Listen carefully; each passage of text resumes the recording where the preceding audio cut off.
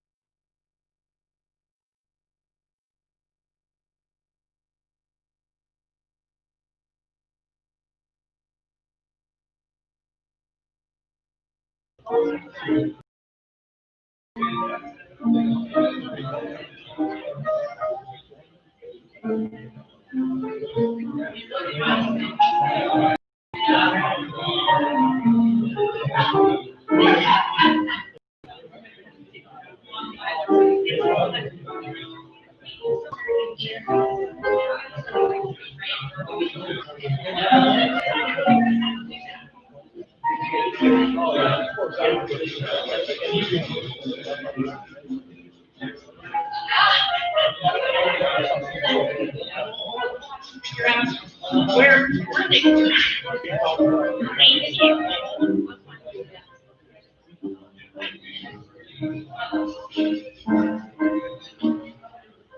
Thank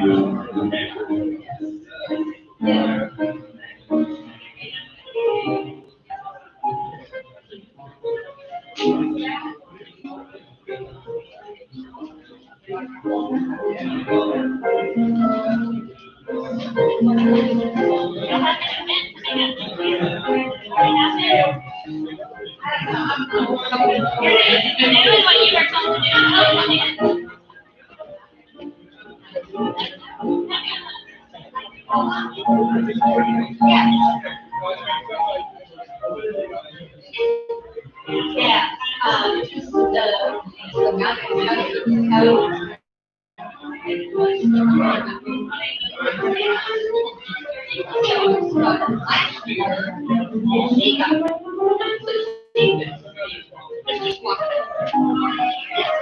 Well, hello. Bright early. I haven't seen you.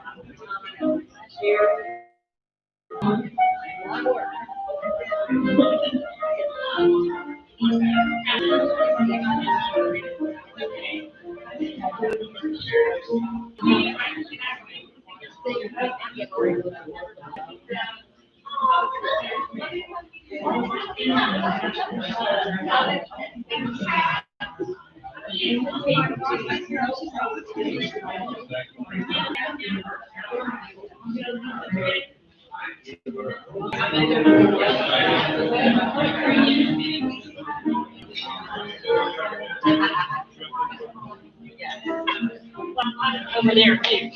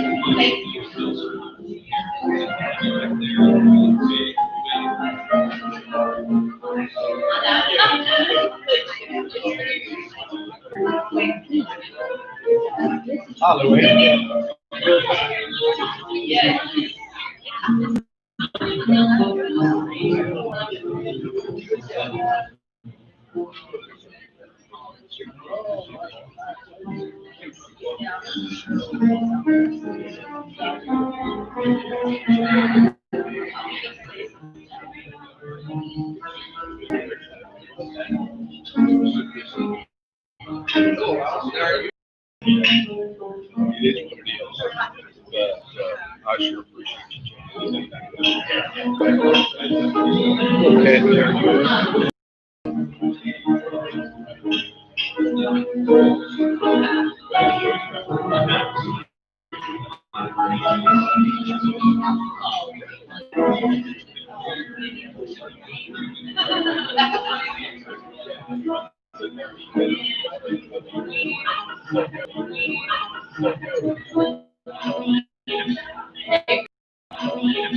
Hey, Bill.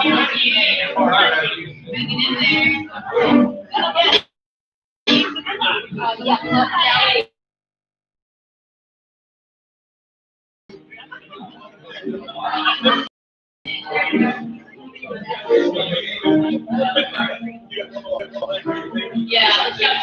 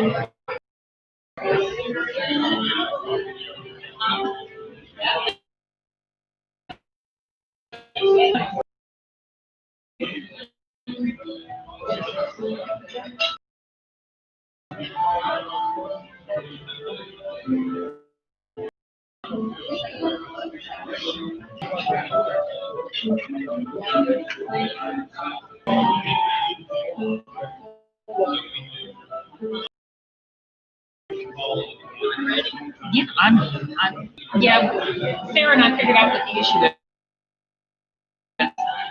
It wouldn't work again this morning. I needed to get when I tried to do it live here, it wouldn't do it. And so I called her, and there was an extra that we don't need to use because it connected straight with live. So I know. So that's what happened last week, I think.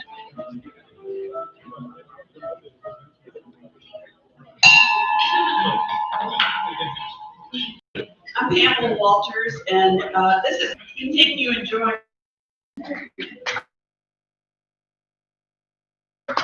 Yeah, they say it's going to be a better year. I don't know how it could be much worse, but we're all thinking positive anyway.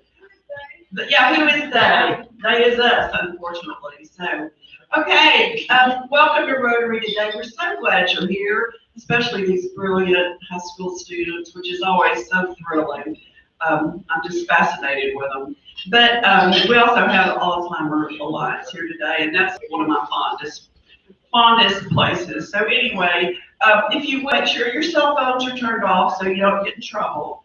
And then help me in giving Vicki Conaway a hand for her beautiful piano music. Such a joy. Always so nice to hear that.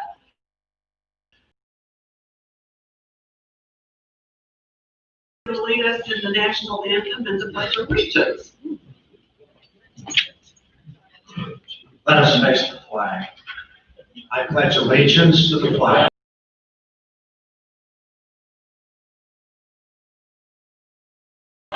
Indivisible, with liberty and justice for all.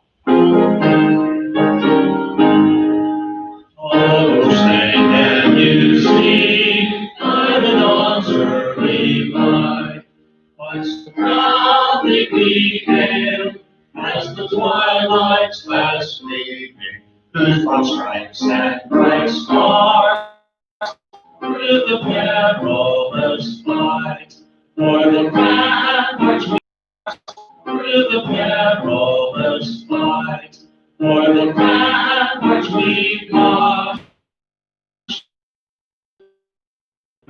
From his red flag,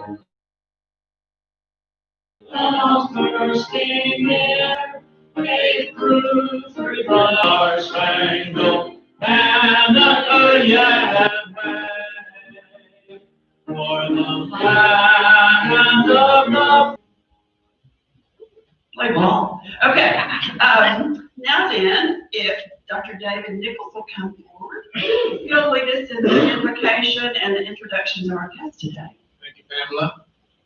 How many of you out there have ever watched this new episode called The Chosen Anybody in here? 1, 2, 3, 4, 5, 6, 7, 8, 9. Would you recommend it to anybody else? Yes. Where'd that no come from? There's always one in every crowd. How many of you have ever listened to one of the pastors from Dallas, Chuck Swindoll? Okay, a few of you have that. I'm gonna mix the two together for just a second for the mini. Sure. Okay. All right. I'm the news in Wall Street. I don't know if y'all looked at what's going on in the world, and there are a lot of people who are a little bit disturbed about it all. Is there anybody in there like that out there? Okay. Some of y'all are not raising your hand, but it's okay. This is what's encouraging. You ready? In the Chosen, and Swindoll brought attention to it today. There were some people that started following Jesus. They were called disciples initially, and one of them was Peter. Remember that? He would be kind of like he would probably support Trump if you followed Peter around very much. You have heard him, Levi Matthew? He was a tax collector. He was working for the Roman government. Matthew, he was a tax collector. He was working for the Roman government at the time. He and Peter were not going to be friends the way things were going, because Peter owed a lot of taxes, didn't he? The end of the story is Jesus picked Peter, and then he picks Matthew. And Peter says, "You're not picking Matthew, are you? You can be with us." And Peter looks at him, Jesus looks at him and says, "Being is they both got in the same group together." Y'all hear what I'm saying? One was on the left and one was on the right. And Jesus brought them in together. And they started out different, very different. Now, we're here in the Rotary Club. We have the four-way test. I bet Jesus knew the four-way test was bad. There's a way to follow the pattern that we're taught that everybody can come together if it's possible. That's what you teach. So that we may live together in harmony and learn to love one another. In Jesus' name, amen. Amen. All right, you may be seated.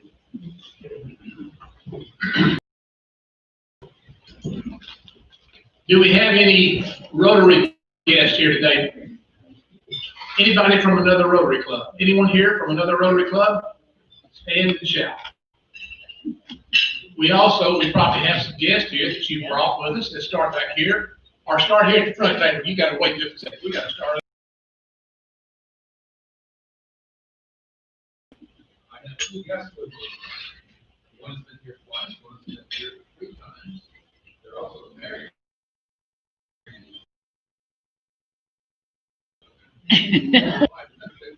Welcome, Bill and Donna. Thank you. That's great. At the table. Wait, that's my guest. Oh, you're gonna do Oh, that? yes. Okay. Yes, I want to introduce Daniel Seguin, who, he doesn't exactly have a sponsoring host here today, so I have chosen myself to be that person. He got on Google and Google Rotary clubs, and he's visited Sunrise this morning, which I told him, I said, I have to commend you, Daniel. That is so industrious.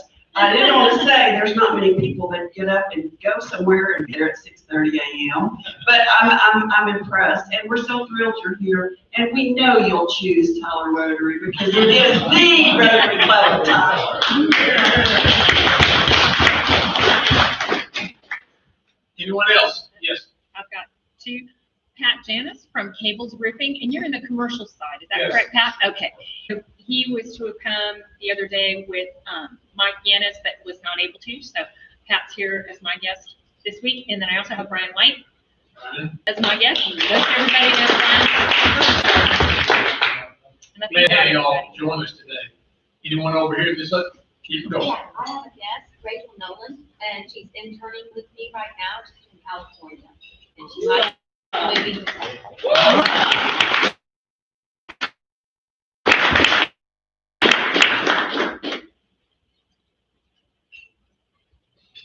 I bet I scared everybody with my sermon, thinking I was going to get politics going here today.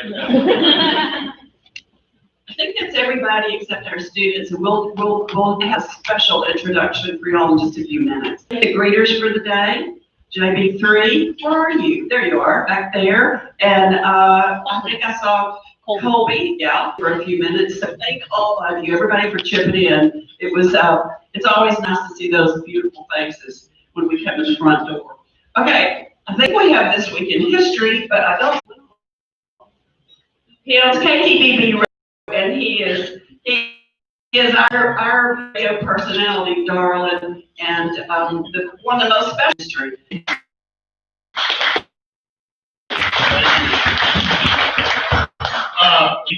The Continental Congress ratified the Treaty of Paris, which said in part, the part here, forget all past misunderstandings. On the 15th of January, 1967, the Green Bay Packers beat the Kansas City Chiefs 35-10 in the first AFL-NFL World Championship game. It was played at the LA Coliseum before a non-sellout crowd of $62,000. We paid a top price per ticket of $12. The game was retroactively named Super Bowl I when AFL founder and Kansas City Chiefs owner Lamar Hunt coined the name for the championship game in 1969. On the 16th of January, 1919, Nebraska became the 36th state to ratify the 18th Amendment to the Constitution, thus beginning national prohibition of, and we quote again here, the manufacture, sale, or transportation of intoxicating liquors for beverage purposes. I guess you could pay them. The amendment led Congress to pass the National Prohibition Act 9 months later, which passed over Woodrow Wilson's veto in 1933. 14 years later, the 23rd Amendment was ratified, which repealed the 18th Amendment, and we got our liquor back. On the 17th of January, 1953, the Chevrolet Corvette was unveiled at the GM Motorama show at the Waldorf Astoria Hotel in New York. With its unremarkable 150 horsepower engine, sales were disappointing, and GM would have canceled the car had not Ford introduced the Thunderbird 2 years later to great success. Not wanting to lose space to Ford, GM redesigned the Corvette and put in successively bigger engines. More than 1.7 billion Corvettes have been sold through the end of 2020. On the 18th of January, 1919, leaders from France, Italy, Great Britain, and the United States gathered at the Palace of Versailles, Paris, to begin work on the treaty that would officially end World War I. The Treaty of Versailles is now widely recognized as having set the predicate for the inevitability of World War II. On Tuesday, the 19th of January, 1953, Lucy Ricardo gave birth to little Ricardo. On the CBS sitcom I Love Lucy, the episode drew a larger audience than the inauguration of Dwight Eisenhower the next day. And on the 20th of January, 1981, minutes after Ronald Reagan took the oath of office to succeed President Jimmy Carter, 52 American hostages that were held in the U.S. Embassy in Tehran, Iran, were released after 444 days in captivity. Birthdays in the coming week on Sunday, actress and comedian Betty White turns 99. Also sharing a birthday on Sunday, James Earl Jones turns 90. Actor Kevin Costner turns 66 on Monday. Dolly Parton turns 75 on Tuesday. And Apollo 11 astronaut Buzz Aldrin turns 91 on Wednesday. And that's this week. That's this week.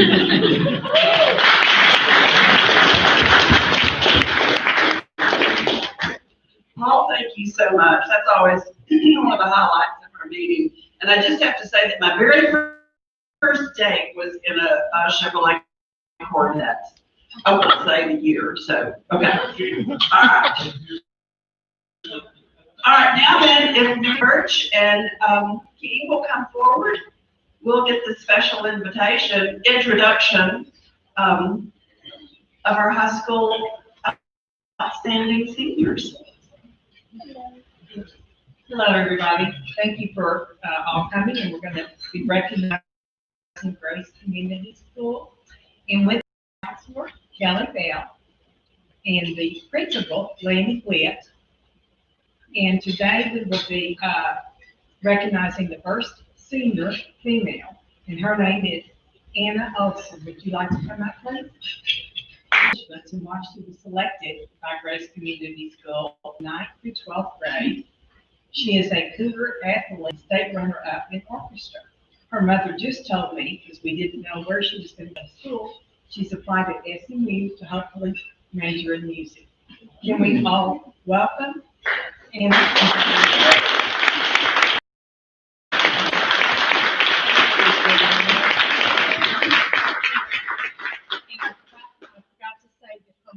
Is with us today, Holly, and she is here to be with her daughter. And I will recognize Jackson.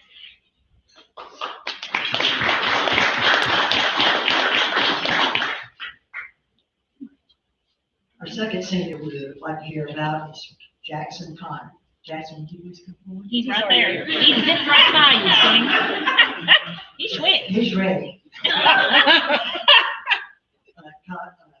Jackson's parents are Tim and Julie Connor. Thank you guys for being here. It's great to have you. We're recognizing Jackson Connor today for his many accomplishments.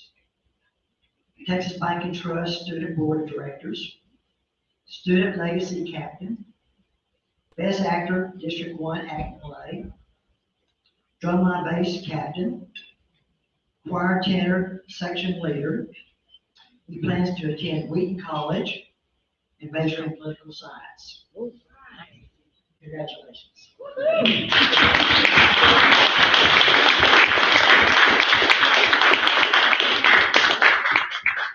Ladies and gentlemen, please rise as we recognize our really outstanding seniors from Grace Community School. And I will sing Jackson Connor so we can take some pictures. Okay. Ma'am. Thank you, King, and your families, and it's special. And so thank you both for taking the time to come today and letting us honor you and be honored by having your presence. Thank you so much. Okay, let's see here. Page 2. Our board meeting is tomorrow. And you all know how fond I am of our board meetings, so try to attend. It's so much fun. Food restaurant, we have so much fun. You bring a sack lunch, and I mean, it's like, you know, if you want to be in the know of the really inner workings of our club, that's the place to come and hear about it. And it's really a lot of fun. So, and our past president, our immediate past president, our 100th president, D.M. Edwards, always brings the most delicious cookies for dessert. So even if you don't bring your lunch, you can still have cookies and coffee for dessert. Oh, that's right. Well, whatever. Yeah, he's been the president so many times we can't keep up with the numbers. Anyway, okay. Next week our program is going to be Joy Massenberg. She's an author, a local author here, who is just a spitball of fire. She's really fun and exciting and positive, and everybody will enjoy her program. She's excellent. So I strongly encourage you to attend. If you're not a member yet and you would like to come listen to Joy Massenberg, please feel free to come and be my guest, because she is a delight, and really you'll walk away feeling really positive and upbeat. You won't be worried about all this other stuff. Okay. And now then, Bill Pascal, our president-elect. All right, Bill.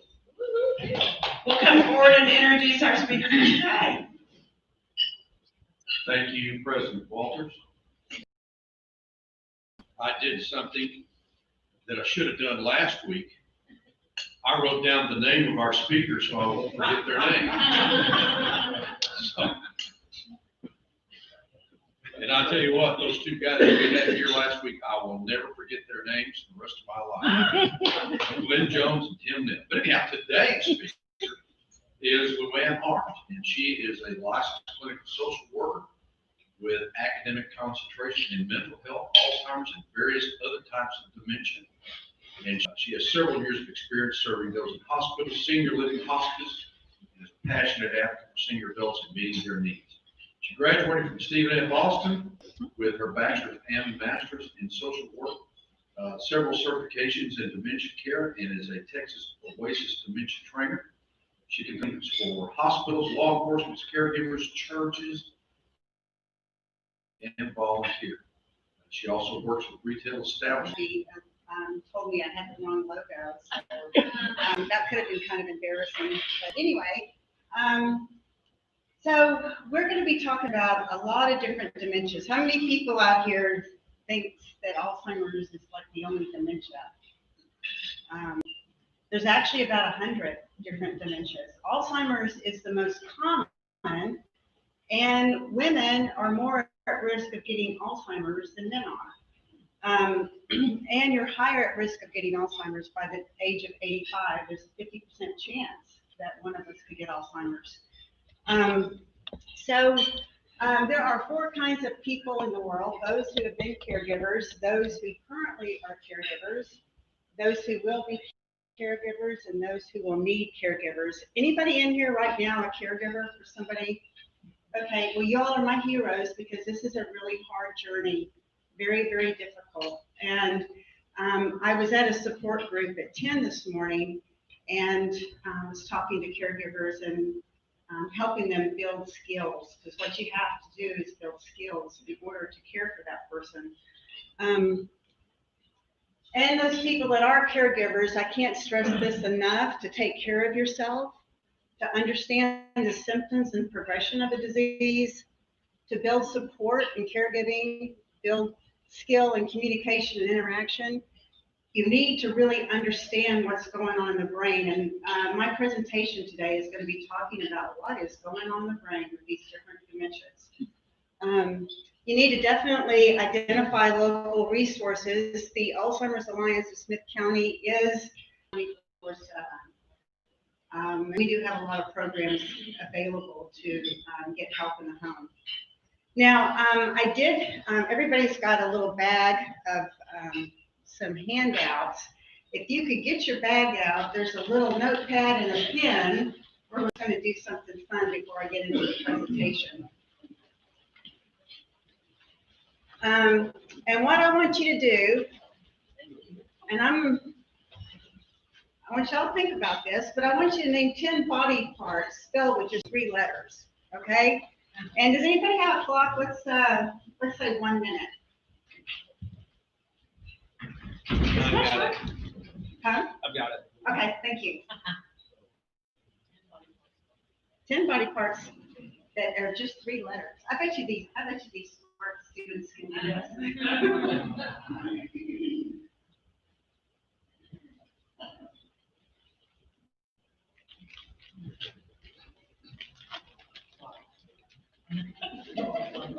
to have to use that brain of ours.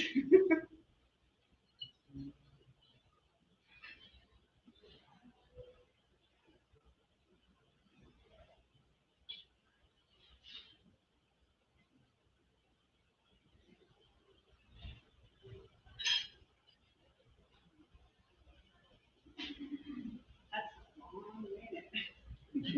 5 seconds. Okay, 1 minute. Okay, did anybody get all 10? Okay, so this is what they are. Eye, hip, arm, leg, ear, toe, jaw, rib, lip, and gum. Okay, so how many did you all get? 6. Anybody get more than 6? 7. 7. She gets a brain. They got the brain. Oh, I need a break. Anybody else get 7? Okay, anyway, I just wanted to get this kind of a fun part before I start talking about a depressing subject. In your packet is also list all sources. Since I don't have a lot of time, you all can look in the packet what the Alzheimer's Alliance does. Your brain's destiny is in your hands. It's only weighs 3. I've been with the Alzheimer's Alliance now for 5 years. I hear a lot of people say is, I'm really afraid that I'm going to get dementia. How can I a disease that affects your brain. And then what I tell people is a heart healthy diet is a brain healthy diet. The brain and the heart hold hands together. So, Mediterranean diet is very healthy. Of course, I like my wine, and they say red wine is good for your brain, and so is dark chocolate, so that's good. Exercise, what you're doing right now, social gatherings, is very good. This social isolation that we're having to do right now is not good for our brain, not at all. You need to be with people and forge those relationships. So, I grew up watching Happy Days, and so we can see as people age, well, they're older because they have gray hair or they've got wrinkles, but what is actually normal aging? Is dementia, Alzheimer's part of normal aging? No, it's not. But we're more at risk the older that we get. So normal aging versus not normal. If I don't get a good night's sleep, my cognition is not as good. If I have a lot of stress in my life, my cognition is good. I might find that I am trying to describe a word, but I just can't come up with it. And I might call it a thingy, that thingy. Well, sometimes that happens. Normal part of aging is we think slower. The other thing with normal aging, at the age of 75, we're going to lose some of our peripheral vision. It's going to be more out here, okay? Somebody that's 20, I bet you all can do this, put your hands out, and be able to see your fingers, okay? You can't. Oh, that makes me sick. Well, that's part of normal aging, okay? Peripheral vision. And the other thing we also know with all dementias is it doesn't affect the vision this way, but it affects our vision this way. So as the disease progresses, we're actually more like scuba vision or binocular vision. Not normal aging, unable to think the same. And anybody who's dealt with anybody with any type of dementia, personality changing, and they're not thinking the way they used to, unable to do as before, unable to get started on a task, and that's that initiation. People living with dementia say they're going to do all these things, but they have a hard time initiating a task, and therefore they need assistance with that. Unable to think things out, unable to successfully place a person. When I worked in memory care, long-term care, this lady used to always think that I taught school with her. Well, it's something else living with dementia is we step in their world. We can't have them be in the here and now. And I would say, yes, wasn't that nice? Or I had people come up and give me a hug and tell me they love me because they think I'm their daughter. Well, you know what? I would go ahead and go along with it because, in her world, that's what she thought. Confused between past and present. And I call these people time travelers, where they confabulate and they get the past and the present confused. But the big thing is that personality and behavior. You're starting to see some difference there. There's other things that dementia, and that can be depression. I had a lady several years ago that was 57 years old and came into my office and she said, I'm pretty sure I have Alzheimer's. And I said, why do you think that? She says, I'm just having a real hard time remembering things. She did a neuropsych exam, and I'll talk about that a little bit more. And it ended up that she was severely depressed. She didn't have dementia. These neuropsych exams are very scientific and can really figure out what's going on in the brain. The other thing that mimics dementia is delirium, and urinary tract infections can really cause the elderly to get really confused, pneumonia, that type of stuff. This is usually temporary on the delirium. You used to see it a lot in the hospital, especially for patients that had dementia. Their dementia would get a lot worse if they had a urinary tract infection or pneumonia. There's also drugs that can affect cognition, antibiotics.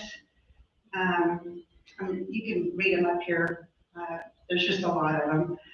One of them that I like to point out is Benadryl.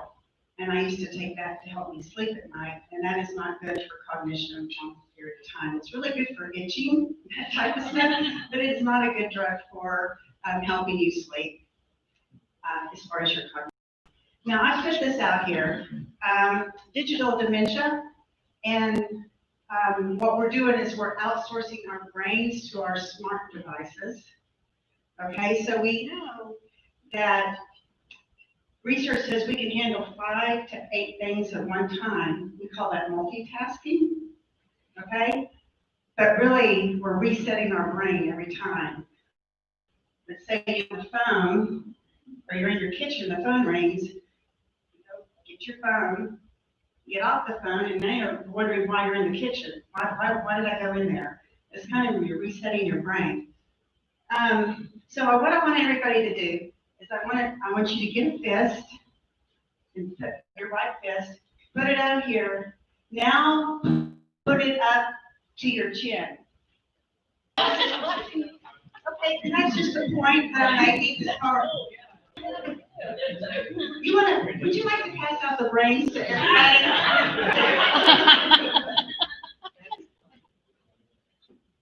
So it just goes to show, sometimes when we're doing a task and we get to doing something else, it takes a while for us to figure out why were we in this room. So what is dementia? Dementia is not a diagnosis. It's a cluster of symptoms. Alzheimer's is a form of dementia, okay? But when people will say to me, my loved one does not have Alzheimer's, they have dementia. And I'll say, well, what kind of dementia? It's a general term, and this is the DSM-5, indicating decline in mental ability and severe enough to interfere with activities of daily living. In the DSM-5 now, they're calling it major neurocognitive disorder. So if you see that, anybody that works in the medical profession sees major cognitive disorder, it's basically dementia. This term has not been adapted worldwide, universally, but that's the new name for dementia. Before that, before dementia, they would call it Alzheimer's, vascular dementia, frontotemporal, Lewy body, substance abuse, Parkinson's, Huntington's, and it goes on and on and on. So like I said, dementia is an umbrella term for symptoms that we see. Sometimes it's memory loss, sometimes it's personality change. We know that it is a structural change, and the shell cells are shrinking. We're losing that connection with the other cells.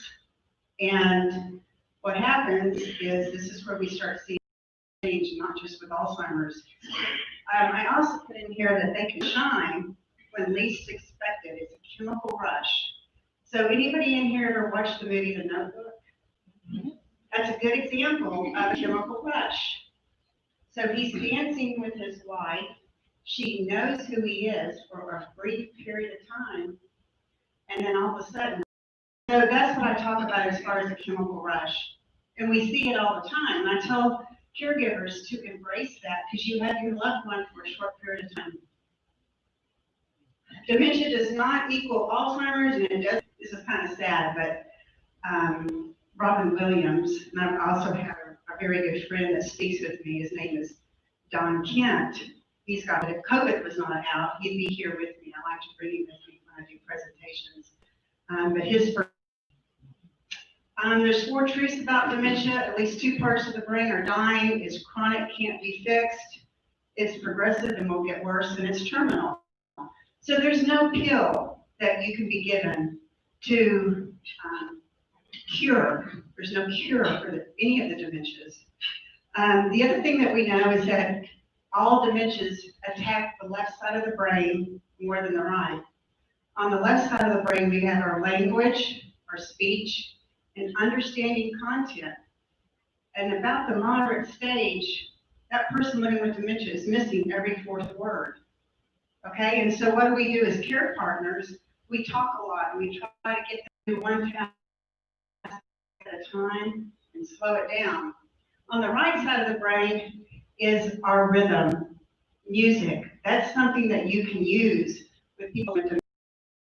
A program for people living with dementia for 4 hours, and the last hour is with music, and it brings them to life. It really does. It's music that they grew up with, and that's something that you can use can y'all hear? Yeah, okay. That you can use as a intervention, especially if they start getting really upset that you would never do. And I'll talk about how you work with that.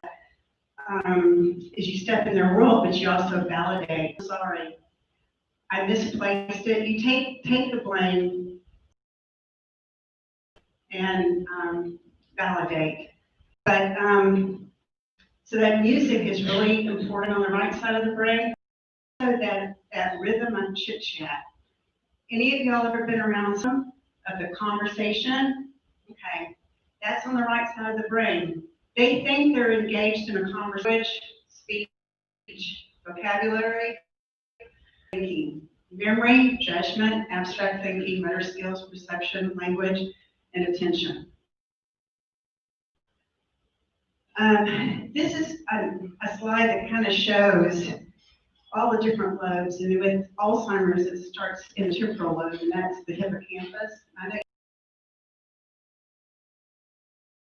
Okay, there. You got it? Yeah. So we see that it starts there, but the brain starts to shrink as those cells and neurons are dying, and will move to the frontal lobe. And this is where people lose their filter. Have you ever been with somebody that has a form of dementia, and all of a sudden a little lady who's never cussed is cussing? Okay, those are things we know. We have our social norms, what we know we can't say in an environment. Well, they lose their filter. That's that frontal lobe. They've lost their filter, and now they're finding words that they learned a long time ago. If they're very upset, they're going to find a word to express themselves because they're having a problem on the left side of their brain finding the right word. Motor cortex, you'll notice this as the disease progresses, will start to kind of shuffle a little bit, and that's part of that, and also can affect with brushing your teeth and dressing. Sensory cortex, the dementias don't cause a hard of hearing, but if they're missing every fourth word, automatic speech, this slide kind of shows what's going on in the brain. Formal speech, language, you can see there's huge changes. That's me on a unicycle, and I tell my people who know me very well, my friends, that if I ever get dementia, I learned how to ride this when I was 8 years old, and I moved around all over, and it stayed in my attics, different places. When I started working for the Alzheimer's Alliance, I thought, I wonder if I can ride that thing. I can. So those things that people learn how to do early on in life might be something that you can bring out. I'll give you an example of a gentleman that had a PhD in music, and his daughter brought the clarinet out, and he looked at it, and it took him a minute to figure it out, and he started playing Mozart. So don't just think that because that person is having a hard time remembering who you are, there's still things, if you know their life story, that you can work with and have a relationship with them.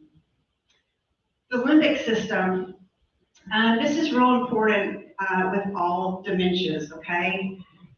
The amygdala, it plays a big role in eating, drinking, sexual behaviors.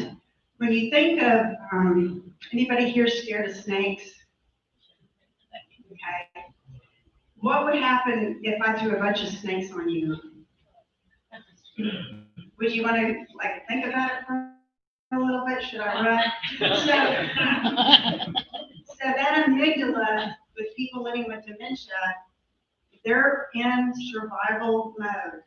Okay, and if they don't know what you're doing and think you're doing something to them instead of something with them, you haven't slowed down one task at a time, then you might get a pop. using it as a weapon. And she was using it as a weapon because she believed that there was gnats coming from the sprinkler system on her bed. And the nurse there didn't have dementia skills and argued with her and said there's pain. And then they asked the social worker to come in. And I asked her, I said, what's going on? And she said, I'm in this 2x4 room, and my daughter's put me in here, and there's gnats all over the place. And I said, well, let me go get the maintenance man, and let's see if we can get this taken care of. I didn't argue, I didn't confront. You know what? She really, really believed it. And so those are the things you have to do when you're working with people. That amygdala, she didn't get validated. You didn't listen to me, and I'm going to strike. The other thing is that autonomic nervous system is really, really effective with dementia. And that's where you'll see people who are living with all forms of dementia be cold. I mean, cold. I've seen people, when it's 100 degrees outside, be in Walmart with sweaters on, and their thermostat is completely broke. And so we want to make sure that if they can't communicate with us that they're cold, that we see the signs that might, you know, if they're grimacing or something like that, that maybe that's the problem. And I mentioned earlier about the hippocampus, and that's the part of the brain that Alzheimer's attacks first. So how am I doing on time right now? 6 minutes. Okay. Alzheimer's is amyloid plaque tangles. Dr. Alzheimer's is the one who, a patient that he did autopsy, and that's where they discovered the amyloid plaque and tangles, and that was back in 1909. And late Alzheimer's, the engine is on, but it's hard to get into gear. And that's that purple part. Robin Williams had Lewy body. At first he had Parkinson's. Lewy body and Parkinson's shares protein. Dr. Lewy and Dr. Alzheimer's were in the same clinic, and that's how the Lewy bodies that were in patients that had a lot of hallucinations and started to get memory loss. Vascular dementia, this is one, it's not a neurodegenerative brain disease. This is actually a brain injury from under the age of 60. And so there's several different kinds. So it's the progressive behavioral language and then the progressive motor decline. Alcohol-related dementia, now I like my red wine. I'm not talking about drinking wine, you know, here and there. I'm talking about somebody that drinks like a whole case of beer without any nutrition. And then over time, dementia. Chronic encephalopathy, this is what we see with football players. Down syndrome, if somebody with Down syndrome lives to be 55, there's a very high chance that they'll end up getting Alzheimer's. Lyme disease, this is one of the guys I listened to when I was growing up. And they thought he had Alzheimer's, and he actually had Lyme disease. Had he been given antibiotics early on, he has mild cognitive impairment, but he doesn't have Alzheimer's. So all dementias are affected by the senses. What we see here, feel, taste, and smell. Vision changes is huge. Not that I need my glasses to read, and if I get dementia, I'll still need my glasses to read, but what it's affecting, what I talked about earlier, is that peripheral. And that, as I progress, I'm going to end up having binocular vision, and I'm not going to have any peripheral. Anybody in here an introvert? No introverts in here? You're an introvert. So this is really important with people living with dementia. Know who you're working with and whether or not there's an introvert, because if she's mentioned I'm in her space and she has no peripheral vision, Too close.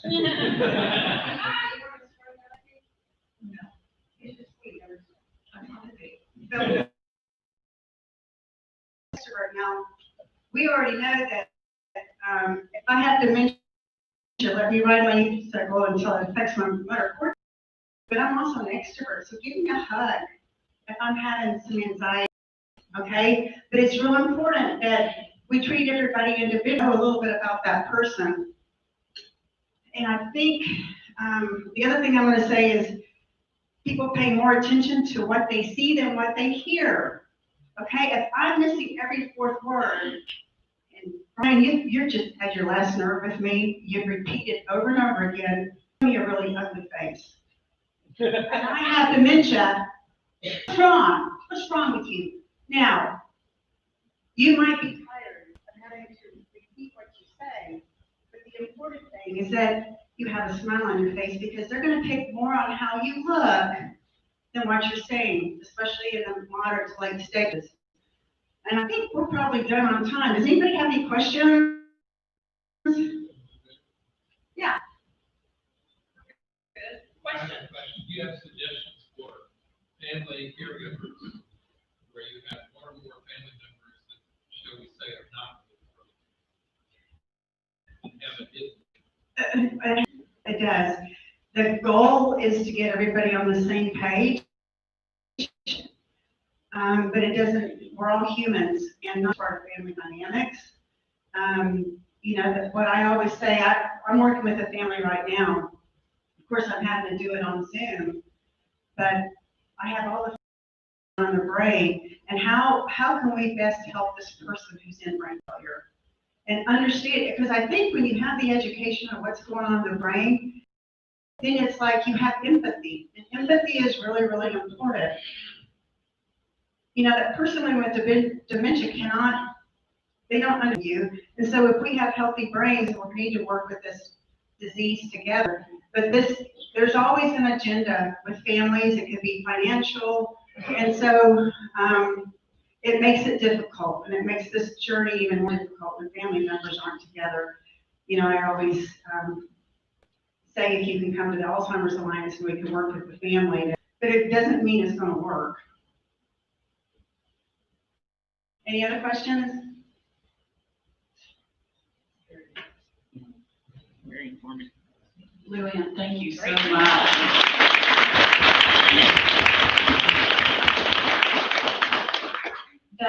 That is so enlightening, and there's about, I know that you would all have, but can we call Alzheimer's Alliance? Like if we were to have a family member that we thought maybe affected Alzheimer's Alliance, like if we were to have a family member that we thought did, and we really didn't know how to hear. LuAnn here. No, please call us because this is so hard to navigate, and you gotta build skills, and we can help you build skills. We can help, and you gotta build skills, and we can help you build skills. We can help you understand what's going on. We have Maggie is our social worker, case management. Kathy McCabe did her internship with us. I was her supervisor, and she is now our counselor. Internship with us. I was her supervisor, and she is now our counselor. Anybody know Kathy McCabe? She's counsels caregivers on grieving because they are grieving that person that's been in their life for years and years, and they're seeing them change by the grieving process and holding their hand throughout the journey. So, we're available. We're a nonprofit. Most of our services don't cost because we write grants. In case management, we don't bill insurance or anything. So, I'll never go on your insurance. Yeah. One of the questions I was told that if you can't remember something, that's not, I can't remember somebody, that is something. It's yes and no. It could be some other problems. You definitely want to make medically that it's not something medical, and that it is something to do with a form of dementia, because not all dementias are a form of dementia. because not all dementias are memory loss. You know, like Lewy body and Parkinson's, you know, isn't necessarily are memory loss. You know, like Lewy body and you know, isn't necessarily memory loss in the beginning. It's if that they didn't remember that grandchild that was given birth. Okay, that's where you have to worry. If you have a grandchild that's 8 years old and now the grandmother doesn't even remember that the child was was born. But if they're having a hard time remembering the name, that doesn't necessarily mean. And again, social isolation, when you look at the times that we're in right now, depression can cause, cognition issues as well. Thank you so much. So fascinating. And for your time today, we want to present with you a certificate.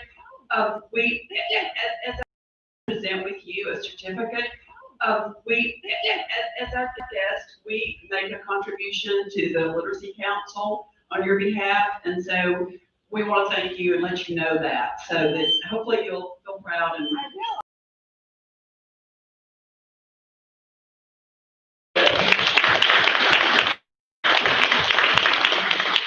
Okay, and now JB3 is going to help us with the Ace of Diamonds drawing. How much money do we have?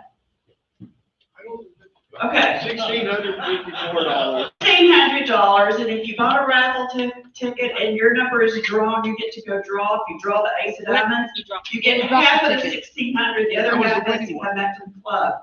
So get your tickets out. Here, this one goes into, that's not a keeper one. We'll let LuAnn draw and Okay. see what the last 3 digits are. It's 170, isn't it? 170. 170. Yeah. 170, Mary Birch. All right.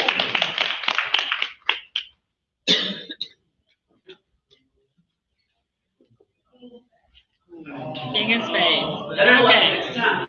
Okay, now if you'll all stand, we'll recite the things that we think, say, and do, whatever. I'll watch that big time. First, is it the truth? Second, is it fair to all time? Third, will it build goodwill and better friendships? And fourth, will it be beneficial to all concerned? Thank you for coming today. We hope you enjoyed it.